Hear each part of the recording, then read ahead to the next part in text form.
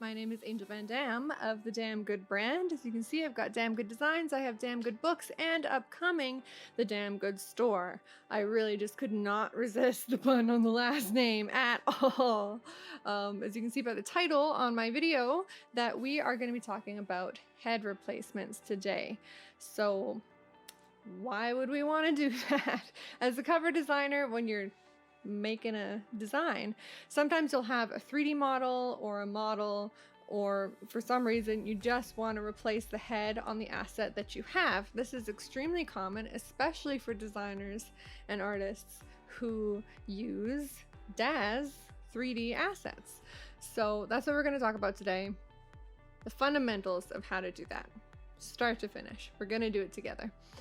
First thing I want to talk about is the process.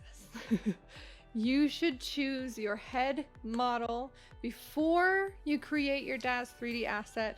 If you have an asset already chosen, or maybe a model stock photography already chosen that you just want to replace the head on, then you have to make sure that you are matching your lighting and the positioning of the body, because otherwise it's just not going to match well. It's going to look really, really janky if you don't take care to find a replacement model that actually suits your original model.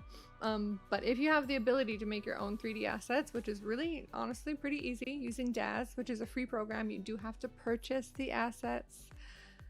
Don't steal. Stealing is bad. So how not to choose a head replacement, since that's the first thing you have to do. What should you avoid? This right here, she's a cool model. She has a lot of personality, very heavy makeup, which I love on people, but I mean on book covers, it's very situational for genre. But the hand here, the hand on top of the hair is not gonna make your life easy as a digital artist. It's gonna give you a lot of headaches because you're gonna have to get rid of it, then you're gonna have to paint the hair back in. Do you clump stamp it? Do you just straight up paint it? Then you have to paint all the highlights and blah blah blah blah blah. It's just a pain in your ass. Okay, so try not to choose models that have a hand, like, unless your DAZ model also has hands, but then you have to think about how you're going to blend like the whole arm and torso, and you really just want to look for models that are going to make your life easy. So as cool as she is, as much personality as she has, I would not choose this one personally. Same problems here. The hands are interacting a lot with the model, but the other problem that we have is that she is, the top of her head, sorry, is cut off. The top of her head is cut off, and you're gonna have to repaint that in by hand, or again digitally manipulate that in some way, and it's just a pain in your bum to do that. So I would avoid that. It's also quite tousled by the hand, you know, it's interacting with the hand quite a lot, so it's just not going to make your life easy. And I think that this process should be as easy as possible. That's the major problem here.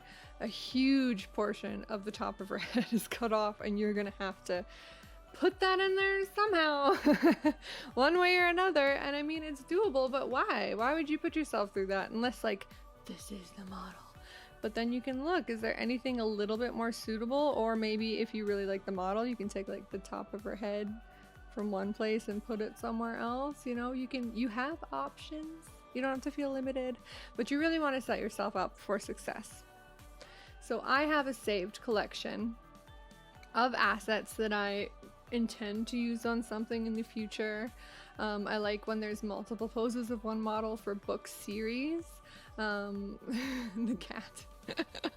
I love that cat so much. You can't see him very well. Let's be distracted by the cat for a second. But these head models, sure. Is there this little, but I don't mind painting that in. I know that's within my skill set, and that's like this minuscule, tiny portion, and it really doesn't matter.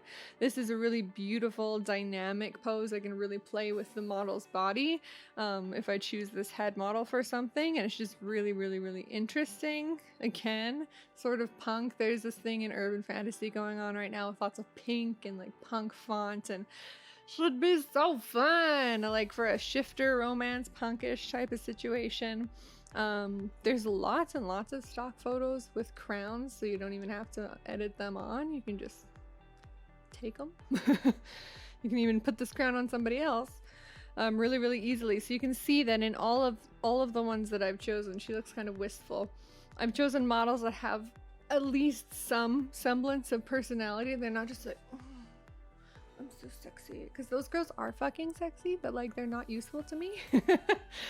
And then their hair is positioned beautifully for me. I don't have to think too hard. It's isolated. It's not interacting with their hands in any way. We've got dramatic wind poses. I have options here, but it's not like cut off so that I really have to fight with the stock photography. So that is the first thing you want to do, is find models that you can play with. We're gonna play with the redhead today, and I think this chick right here, because she's front on. Normally I would actually recommend against front on photography. It's not as flattering. So tilted somewhat profile, you know, most of them have, but there's a couple front on because they're very, very beautiful people. And then the next step is to pose your model, your 3D model, around the head that you've chosen. This is ideal. If you can't do this, flip the process around, find a model that matches your pose. So if you have somebody who's got their head tilted to the side, look for a model who also has their head tilted to the side. Don't pick, if your pose is more like this on your original model, you know, don't pick that head, because you just don't. It doesn't make any sense. All right, so I have some of my DAZ renders. Whoa, here. Ah! I have some of my DAZ models here. So we have a really simple, you can see my little lighting and posing assets that I rendered along with it. But she is all posed up. She has her head cocked to the side because I matched her, generally speaking, to this model right here. I didn't match the skin tone very well because I didn't care, because I know that's something I can adjust, but you can change that in the program. It's pretty easy to do. And then I have this chickie here to go with this model. So wind-swept hair going across the front. And then we have this model right here. I did put some makeup on her for fun, but her head's just gonna go chopped right off. And it's a straight on pose, which is really difficult. I don't think that they're typically very flattering, but she's very powerful. She's got a big sword. So we're gonna play with that. So I'm gonna go ahead and I'm gonna open Photoshop, and I will be back in a minute, and we'll talk about how to chop their heads off and stick them on the other ones. Alright, so I am going to do this one first because I'm disorganized and have ADHD, and I forgot I was gonna do both of them. So I'm gonna do this one first as just to speed it up. I'm gonna speed it up. You're gonna see me do it. Hooray! We're gonna look at the finished product or the art that is going with it, and then we're gonna move on to the step-by-step so you can see exactly what's going on with the redhead model. So first, let's do this one.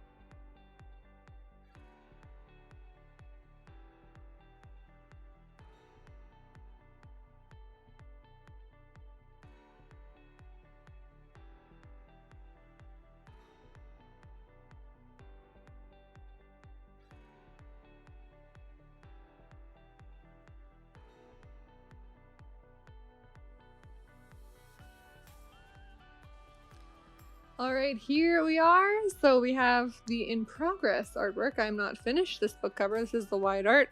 The ebook is the center. The paperback would be the center and the left in a general sense, not heckin' with sizing. But you can see that the head replacement on this one is done nice and cleanly. Let's move on to the redhead. We're gonna do it together. You're gonna see every step all along the way. and hopefully you can learn some really useful stuff. Let's go.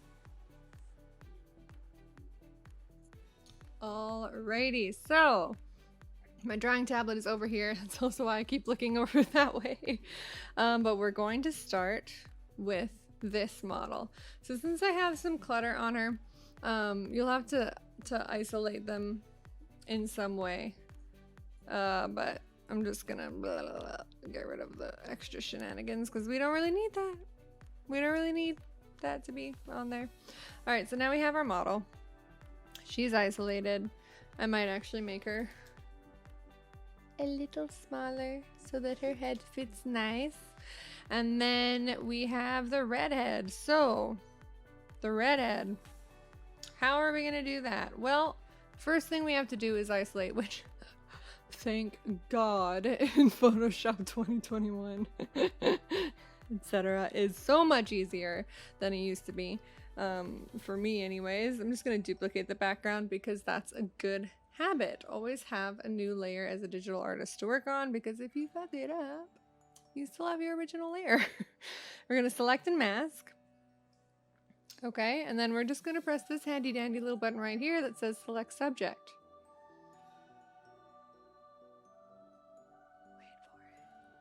Wait for it. Oh, damn! It is done. I didn't have to go in and mask the whole dang thing, did I? We're also going to press the refine hair button because we can, and that gets right up in there. And you can see it kind of softens the edges a little bit so they look more natural. Hooray! That was so hard. And then it may do it automatically for you, it may not. I'm just going to layer it via copy because I like having lots of layers. I'm a maniac. Now, we're going to take this and we're going to drag it onto that image. No. Never save your changes if you're not doing it actively. Then, we are going to make it nice and small to fit on the model. Now, this is actually a good thing. So a lot of people struggle with head sizes. I see a lot of them where the head is like too big or even too small on the body, and it looks pretty ridiculous, to be honest. So you can just drop the opacity of your layer slightly, and you can try and see, hey, where would the skull and the cranium be? Where are the eyes sitting? Where is the nose sitting? Where are the lips sitting? You can see I've got the head angle pretty dang nice. Where is the shoulder? You know, that won't look right on my base model because it's way off kilter. So now I can't see. We're gonna line it up in a general sense. I think that's pretty nice. We're gonna throw the opacity back up. It is not going to be absolutely perfect right away, but that's fine. So we've got the general thing in place, and we can adjust it as we go. I'm a very messy worker, okay? I'm not gonna lie to you and say I'm the best person in the whole dang world. I'm perfect in every way. Oh, you know what? Speaking of, my tablet working space is set to the wrong monitor. Oy vey. Beautiful. Beautiful. I was like, why isn't it working? Okay, so now we have that set up. Let me get a little smaller. Put it in generally where I had it.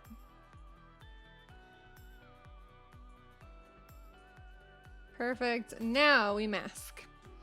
Now is the hard part of the mask, quote unquote. It's not very hard. We press this little button down. Oh, I'm covering it. We press. Ah! Why are you so big? Oh my god. Oh my god, what's happening to me? Why is this happening to me? Oy vey. Okay, whatever. I don't care. We press this button. This button right here adds a layer mask. Add vector mask, whatever. Layer mask. You're gonna click your layer mask. It's gonna switch your colors to black and white. Black means go away. White means keep. And this is way better than erasing. Don't erase, you fucking maniacs, please stop. Ugh, it stresses me out so bad because you're just permanently locking yourself into decisions, and I just don't have that level of commitment in my life available to me emotionally. I'm using a brush, big soft. You can use the default Photoshop brushes, soft brush. I use a digital tablet for painting, so I do have pressure and tilt settings, but you don't really need them for this. I bought, or did I get them? Anyways, I don't remember if he gave them away for free or if I bought them, but I got them from the artist Wlop, W-L-O-P. I don't know, I'm not cool enough to know how to say that. They are basically all I use for digital painting, to be honest, is the soft brush. I know I'm a monster now, but it's amazing. So we're just gonna go really softly in there. And if you want to get rid of something, just commit. I know I said I'm afraid of commitment, but just commit. All right, so now you can see we've got to the part where the neck is blending into the neck. Now we're gonna go away and we're gonna see her head is a little down, a little far for my tastes. I think she looks a little jank. Maybe your tastes are different. But I think, that the eyes should be in essentially the same spot. And I might do this different every time that I do it, to be honest. I might keep the shoulder, I might get rid of the shoulder. You know what I'm saying? But her arm is in a slightly different place. So in this case, I think I'm actually just gonna get rid of it. And we're gonna get rid of some of that because we can just do color toning. We can do some color toning on stuff. I also think that this could go a little bit more like that and look a little more natural. Looking nice. Looking pretty full. Alright, so we've got the head replacement starting, but you can see along the edges of my mask, it's icky. It's yucky. I don't remember what my hotkeys were on my tablet. Because I just changed them. I have different setups for illustration than I do for photoshopping, and I've been doing a lot of illustration recently compared to digital art, so.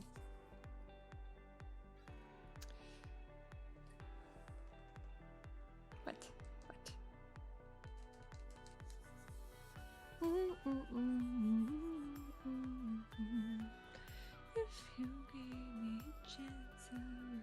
And I'm actually just bringing this in because I want that gap to be closed. And I'm going to go over the edge of the hair to find it, and then I'm going to switch it around.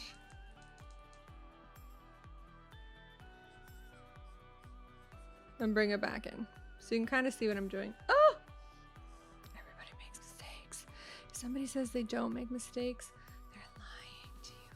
and I'm going to keep that neck artifact because it's actually very nice, and I'm gently painting with light pressure so it kind of blends the two together a little bit better. And we're going to go with a little bit larger brush, but really gently.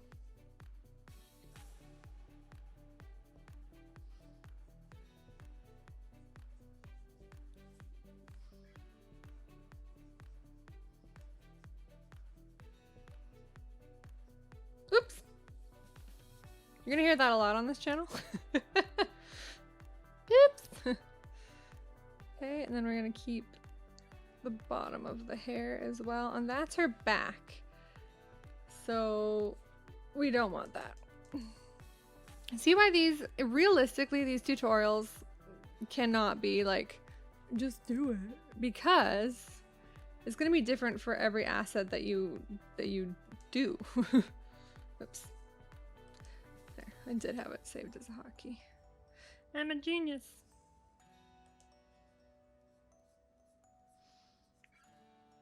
Now I'm actually going to get rid of a little bit because I want her shoulder to be in front of the hair.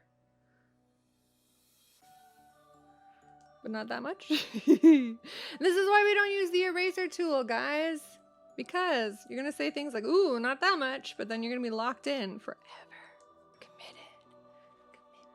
Scary. Terrifying. We might just have to paint those shadows back in, honestly, but we'll just do that. We'll just do that and we'll blend it. We'll just blend it later. Okay, we'll just blend it later. What's going on over here? What have I done over here? Don't be afraid to get right in on there. And you can kind of see, so I'm going in and I'm creating false edges on some of the hair.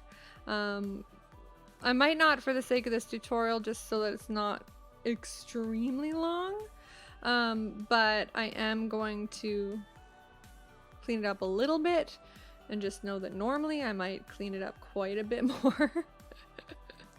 I will show you the finished product that I have already for this hair asset, for this model.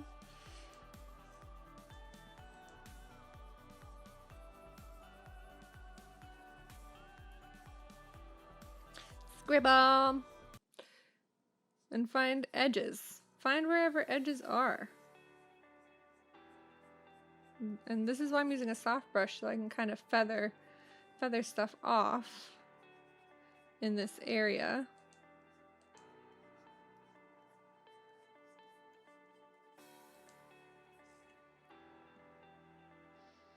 Alright, so now we have a new head, generally speaking, in position on the model. But the model itself, I'm also just gonna get rid of that because I did that. It's just some like janky D-Force shenanigans. She might not know what that means, but basically my fabrics went crazy. And that's adequate. So what I need to do now is adjust the skin tone of the model. And to be honest, I don't remember how I did it this time. I'm not sure. So I'm gonna do a few things and just see what happens. I think that it does need to be, ooh, whew, we didn't do that.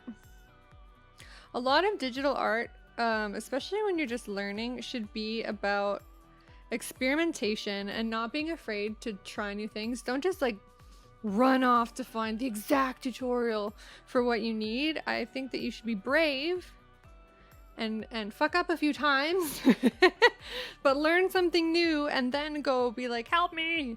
What am I looking for? Blah, blah, blah, blah, blah, blah, blah, blah, blah. Why can't I read all of a sudden? Selective color.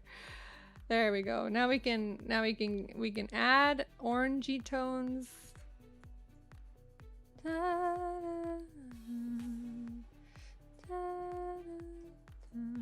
Sorry. She really does have, ooh, whoa, we went too far. She really does have really orange skin. Yellowy toned skin, and the model is actually a lot, like her skin is a lot smoother and shinier than the Daz asset we have, but you can see we've went from like this pale ghostly color that's a little desaturated to something that's a little bit more saturated and closer to the model's flesh tone. I might play with vibrant settings a little. Ooh, there we go. You don't want her to be too saturated though. And the funny thing is, I know what I did with this model was after I matched the tone, I desaturated it entirely. But that's okay.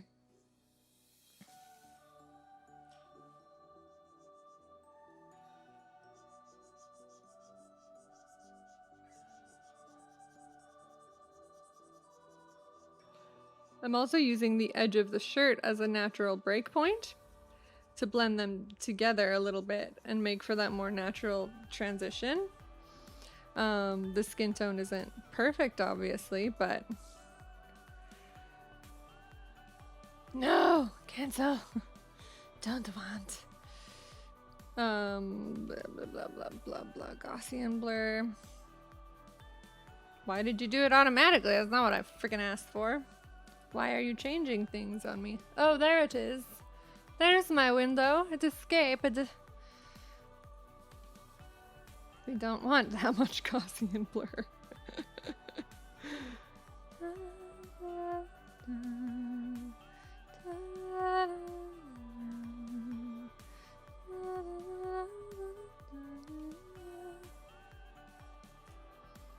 Normally I would maybe choose an overlay of some kind for that, but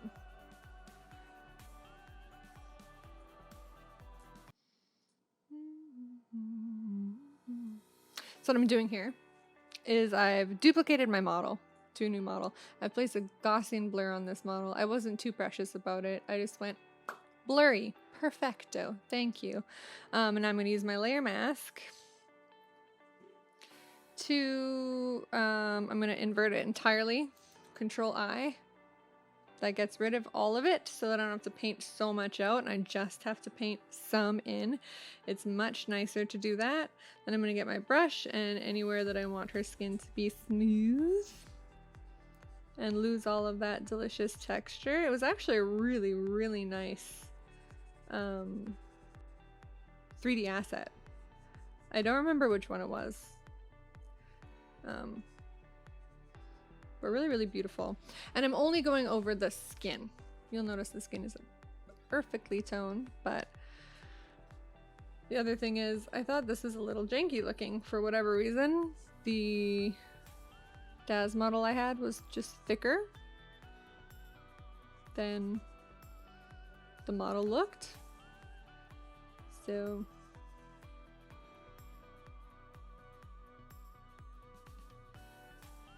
oh, that's part of the hair. There we go.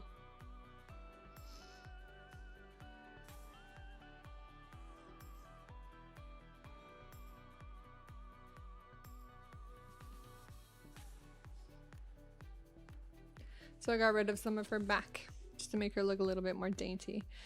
And there we have it. We have a model that has had her head entirely replaced and color toned and added on. That's what that is. I was like, what is that artifact? And now I'm going to show you the final project that she actually got built into. Where was the cover that I did? Here it is. We're going to open it up and you can see it. You can also see that that's why her hand is out like that, because that's why I had the kitty too. His name is Cheeto. And she is an incredibly talented writer. Lots of fun in her stories. I actually really enjoy them. So we've got her mints in the background. And this is completely constructed. The road, the house, the bushes, the men, the trees, the god rays are painted, the magic is painted. It's all crazy in there. But you can see that the head and the body, two separate assets that were put together, and just like we did today, together. I hope that you learned some concepts that you can use in your own work, some ways to approach tasks that will help you with your future head replacements. So I hope that really, really helps, and I'll see you in the next one.